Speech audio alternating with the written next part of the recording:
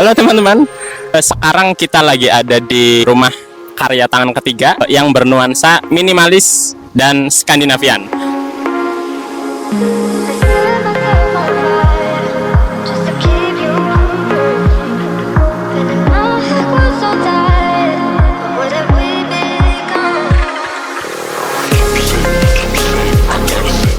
Untuk luas lahannya sendiri sekitar 9 kali 20 dengan luas bangunannya diangkat 12 kali 7. Sekarang kita akan ngajak kalian untuk room tour bagian luar dan room tour bagian dalam dari rumah ini.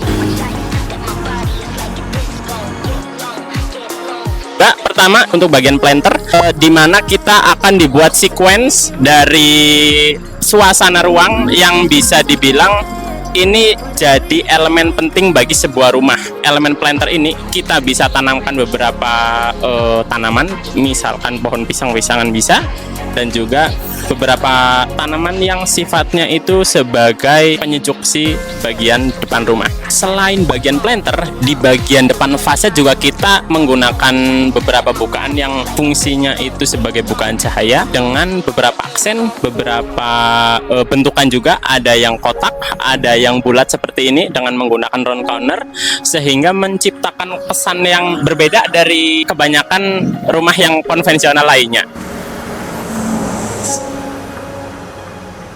Untuk bagian round counternya kita buat tidak hanya di bagian depan saja, tapi karena memang ini posisi rumahnya ada di, bisa dibilang di lantai hook gitu, jadi kita buat ada dua muka yang menggunakan aksen round.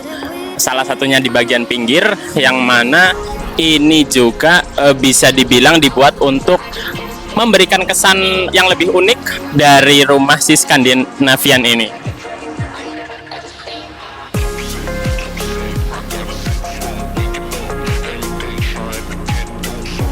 Kita buat juga beberapa bukaan, baik ini jendela maupun di sana itu pintu, itu juga menggunakan pintu aluminium yang memang warnanya kita buat selaras dengan warna rumah supaya lebih menimbulkan kesan minimalis.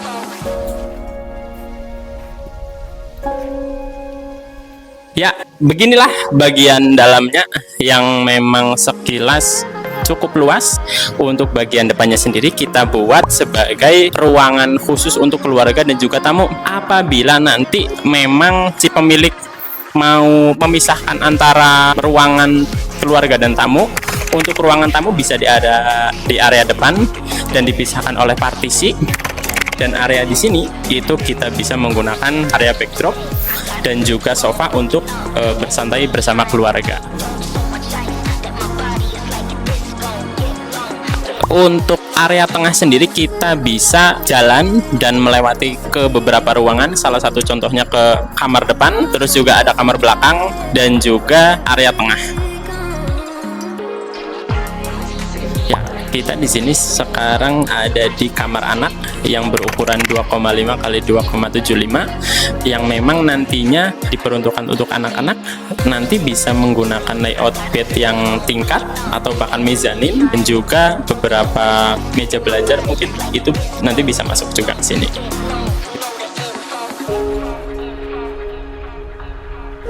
Sekarang kita sedang berada di kamar utamanya yang berukuran 2,75 kali 3,5 meter yang memiliki bukaan jendela yang bisa dibuka tutup agar fungsi dari cahaya dan sirkulasi udara dapat masuk ke ruangan kamar ini, sehingga nanti juga kamar bisa jauh lebih sehat, membuat nyaman si pengguna rumah sendiri.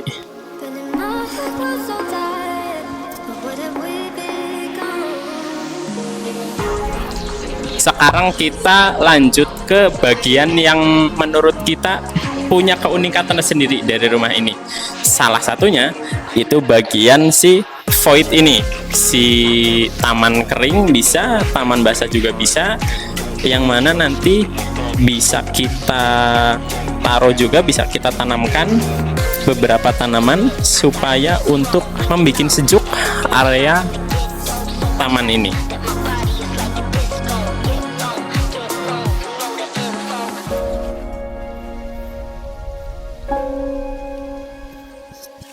Kalau dilihat sendiri untuk bagian atas memang kita buat luas agar sirkulasi udara dan cahayanya bisa masuk sempurna dan lebih menyehatkan si pengguna rumah sendiri.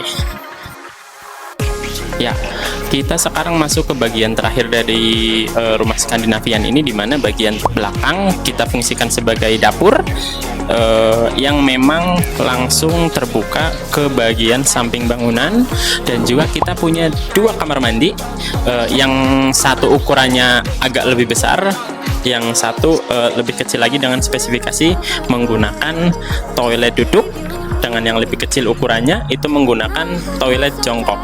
Bisa kita lihat juga di dalamnya kita menggunakan keramik juga supaya timpasan air tidak membuat dinding rembes, dan tidak lupa juga menggunakan shower. Ya, kita sekarang berada di bagian rumah paling akhir, yaitu bagian ujung, di mana ruangan ini itu bisa menghubungkan antara kamar mandi dengan ruang kerja yang langsung menghadap dengan area taman, dan juga bagian sini itu memiliki keunikan lagi, yaitu menggunakan skylight yang tidak terputus oleh dinding, sehingga area sini itu bisa memiliki cahaya yang bisa dibilang lebih banyak daripada area-area yang lain.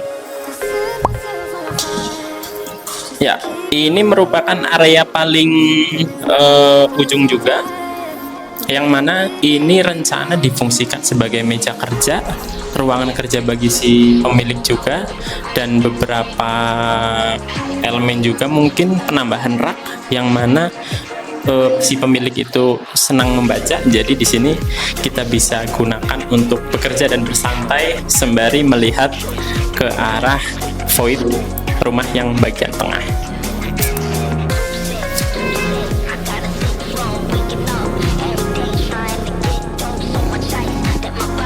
Ya, itu teman-teman, kita tadi sudah review juga area bagian dalam dan area bagian luar. Ikutin terus kegiatan dari tahun ketiga, baik itu review rumah dan juga desain.